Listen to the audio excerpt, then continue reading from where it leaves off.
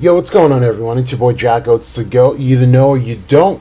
So today, here in this episode of Jack Oates' wild and wacky Black Clover theories, I wanted to shift focus from our normal conversation topics. Actually, this is a topic that I've only covered one time when speaking on Alan Theorain, and that topic was angels.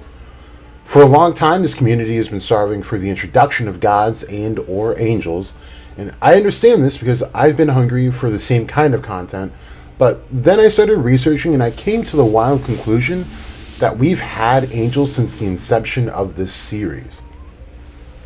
Before I go into any of this though, I do want to say this will be a longer video. It's going to have a lot of information that you need to digest. So this might take a couple of watches, some rewinds on some certain parts to fully understand, as it took me a while to really understand what's going on here. In past videos, I say that angel lore is exponentially harder to find than devil lore, and while this maintains to be true, there seems to be just enough to give us some breadcrumbs that trace all the way back to chapter 1. The lore I'll be referencing will be mostly from the Mystic Kabbalah, Gnosticism, and the Book of Enoch. As we should all be aware of by now, the Tree of Life spans across almost every philosophy known to man, stemming back to even the most ancient philosophies. There are two angels I want to talk about in particular today, and those are Sandalphon and Metatron. To start, these two are known as twin brothers or twin flames. Sandalphon was often mistaken for Metatron, but only differentiated by height, as Sandalphon was the taller of the two. In fact, Sandalphon was so tall that it was said that it would take a 500-year journey to travel from his feet to his head by foot. This is also said about the Greek figure Typhon. There are several instances where Sandalphon and Typhon appear to be the same being in retrospect. Sandalphon is the angel that reigns over the realm of Malkut, which, as we should already know, is the realm of the immediate physical universe that we experience, most namely Earth.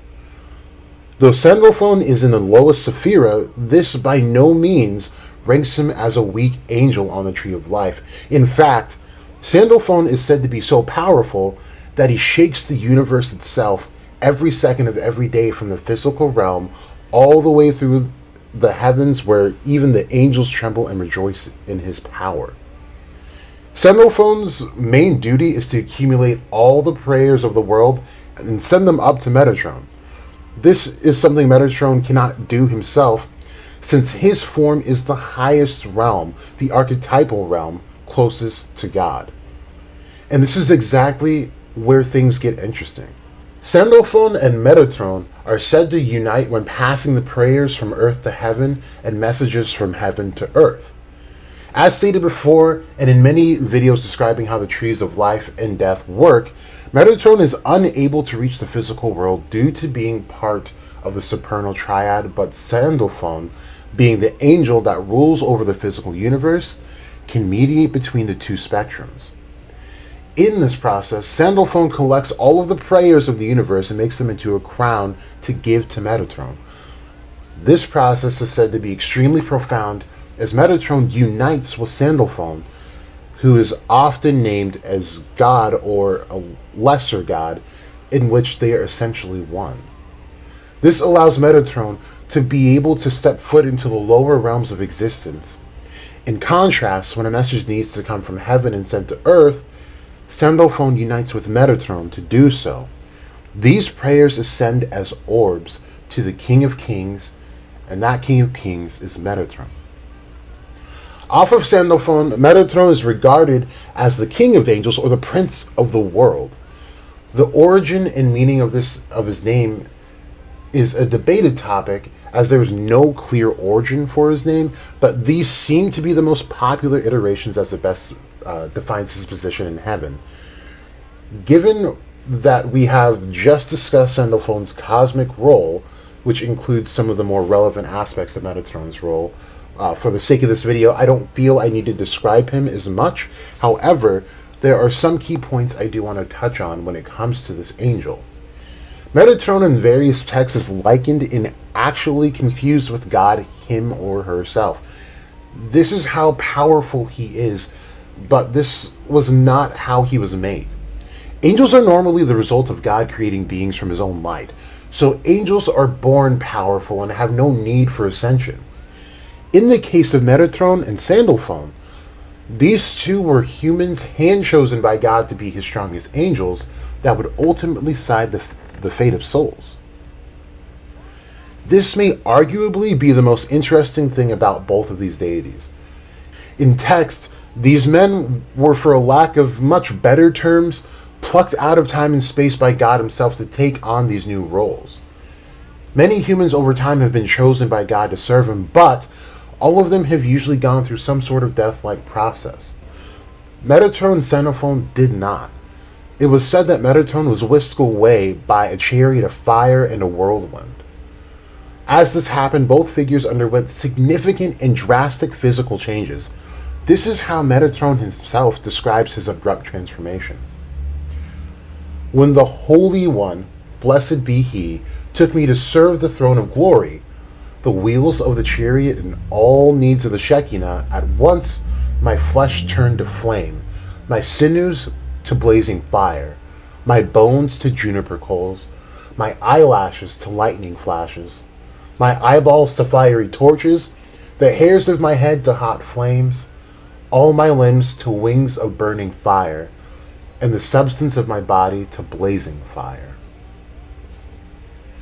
In plenty of other videos, when talking about the occult, I've referenced the 3 books of occults written by Cornelius Agrippa. Again, here we have the cross-lore confirmation that higher beings have bodies that resemble fire. When speaking on the clip-out, Cornelius states that the lowest devils have bodies like fire, much like angels. Using gathered information from across lore, the Supernal Triad and the Clipot are the highest of fallen angels. You may have recalled me pointing this out about the difference between the form Liebe seems to take in a shadow form versus what other devils look like. The main difference between these angels and demons, according to Agrippa, is that the devils take on a physical form, as physical things are the product of demons, for that they house and feed carnal sins. In almost literally every reference I make about Asta and Liebe, I speak about how they are the upcoming Satan in this series. Not that I believe this is completely out of the question, but I am now favoring the idea that Asta and Liebe are Metatron and Sandalphon respectively. One of the references that I like about this is that Sandalphon is the taller of the two, where we have Liebe towering over Asta by exactly 1 whole centimeter. Okay, not to say this is damning evidence, but I do think Tabata has a funny way of adding some elements of lore into the story. Not all of it is going to be an exact match, but there's more things. See, I started realizing more and more that Liebe's ability does not exactly match the demonic trend. If you're familiar with the video where I talked about the Emerald Tablets, which of much of the ideologies carried on through many of our mainstream religions, demons are the creators of the immediate physical universe. However, Liebe seems to break apart the very backbone of the universe we know. I've had many theories based off of devils being the rulers and creators of the physical universe, and most recently have considered mana to have origins that stem to the underworld more than it does any heavenly realm that may or may not exist, as we see more and more supreme devils have intense amounts of mana.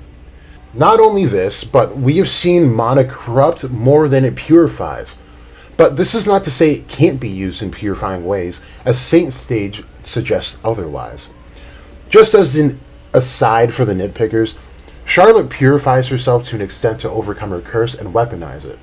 She did this via usage of runes, which, as explained in other videos, are the literal words of the universe itself as it relates to Yggdrasil, in which fate, destiny, and other circumstances can forcefully be manipulated and overwritten, so I do classify rune magic as a different kind of magic personally. Back to Liebe, I equate him to the likes of Sandalphon because of an interesting tidbit. Sandalphon receives prayers from all things and makes them into a crown and sends them up to Metatron by way of orbs. As we see in Devil Union, Asta has orbs that float behind him.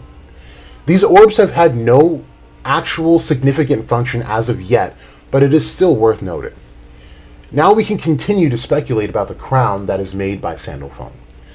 Asta seems to have developed the crown in his union form, and a lot of us have made the connection that he would be related to Lucifero in some way, shape, or form, when in actuality, it could stand that he is the king of a different realm entirely, but still would be the reflection of Lucifero, as Lucifero reside in the realm of the Thamael, the lowest sphere of the Qliphoth, that he shares with Moloch, which represents duality and forces always at odds, while Keter is a direct reflection that represents unity. However, duality is still celebrated in a different context. As mentioned before, Sandalphon and Metatron unify to carry out their duties. Something very peculiar about these two angels in relation to Asta and Liebe is that Sandalphon was previously known as a human known as the prophet Elijah, while Metatron is commonly known as the prophet Enoch. While prophets are considered special due to their prophetic nature, anyone can be chosen for this task. These two figures were no one particularly special to start with, which I think is the best piece of evidence. It's been the community's preference that Asta remains someone with no particularly important bloodline. Although this is a cool thought, I think it's important to remember that this is in fact still anime, and it may ultimately come down to that later in the story. The beauty of this theory is that it can go either way, as Metatron in some accounts isn't regarded as a prophet and is still handpicked by God to become the king of angels, while others do list him as a prophet of the people. To leverage this thought, I want to stick to the accounts where Metatron is a regular Joe Schmo, while Sandalphon has always been regarded as the prophet Elijah.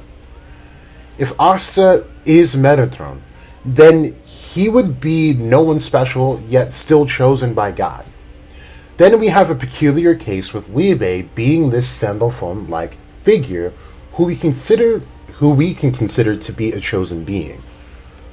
In Liebe's case, given that we are on board with one of my early theories being that Liebe was Lick's dead son, he was supposed to be the bridge between two worlds, being that his father was an elf, a being of a higher race, while his mother was a human who was a being of a lower race in comparison to the elves. This genetic mixing may have made him chosen to represent Earth and Heaven as Sandalphon was. But here's the kicker about Sandalphon and Metatron.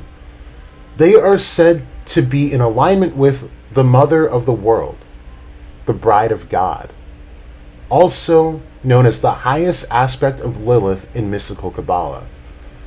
If you've been following the channel long enough, you probably understand that the highest aspect of Lilith is known as Iset Zenonim, who is the Shekinah, the Mother of the World and God's bride, in her fallen form. When the Shekinah is hidden, meaning that she has fallen into the hands of Qliphotic rulers, then Sandalphon also is more or less demonified and also falls. Now let's take a look at how this plays out. The Shekinah is the feminine aspect of the Holy Trinity, meaning that she would reside in the Sephira Bina, in which the Qliphotic correspondence is the Satariel, which is where she would fall from grace. In my theories, I equate Megicula to the Shekinah. A driving point for this theory is that Megicula seemed to have had a very peculiar reaction in the presence of Asta. It's too soon to tell if that was due to Asta or Liebe, but I am comfortable saying that it doesn't matter at all, as Metatron and Sandalphon have a close relationship to the Shekinah. It's my personal headcanon that had Asta been in Devil Union or stayed in that room much longer, Megicula would have been purified or even restored as her former angelic self. If Sandalphon were to fall from grace from the realm of Malkuth, he would still be able to interact with the world of the living, being that Malkuth shares its grasp of the physical universe with the Qliphotic sphere known as Namod. Looking into Liebe's origin story, we found him within the first seal with Lilith and Nama, meaning that the Qliphotic realm he was in was still correspondent to his former throne of Malkuth. The next part to this is that the seals of the underworld were made specifically to keep devils from reaching higher realms of the Qliphoth, much less Earth. Now, why would a devil have no mana whatsoever when all the devils we have seen have been walking vessels filled with high amounts of concentrated mana? What if it's because angels don't necessarily use mana as a means to exert their will, but rather something else? I'll circle back around to this a bit later. We later find that Lucida seals Liebe within the former Grimoire of Lit, where he then develops anti-magic in his early teen years. But why would he develop this trait? He says he cursed devils so much that this is the power that he gained. Although I have another video that explains why he obtained anti-magic, I would like to propose an idea that fits with this theory of him being Sandalphon. As we went over, Sandalphon receives prayers from beings of the universe. He then manifests those prayers and sends them through Metatron. Let's think about how this may fit. In Black Clover, we're introduced to a very strict class system, where your fate is quite literally sealed upon inception.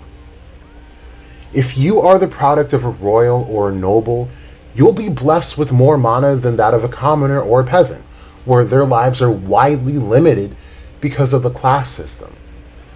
Imagine not having access to the same information and privileges as the next person just because they have more mana than you.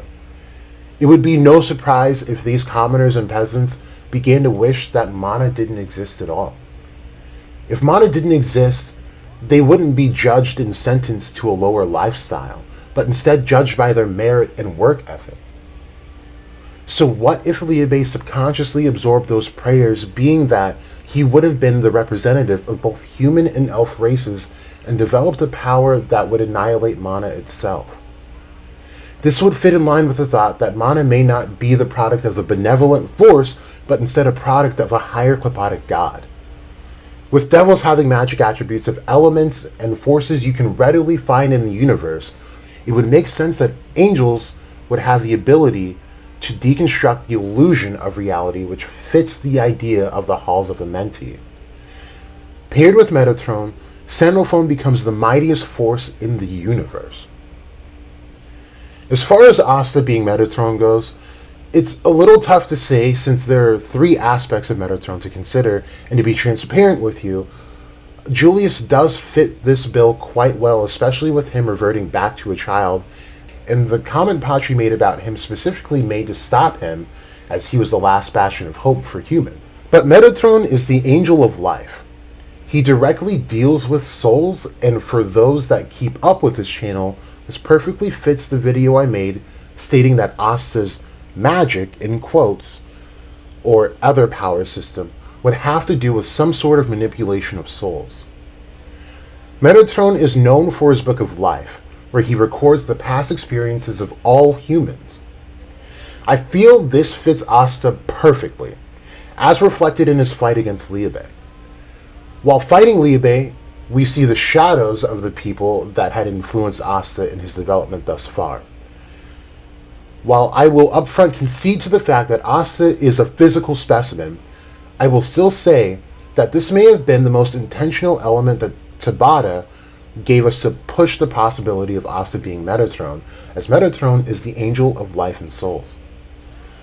One of my more popular videos discussed that Asta's attribute would be soul magic, again in quotes, and I still wholeheartedly believe this to be the case.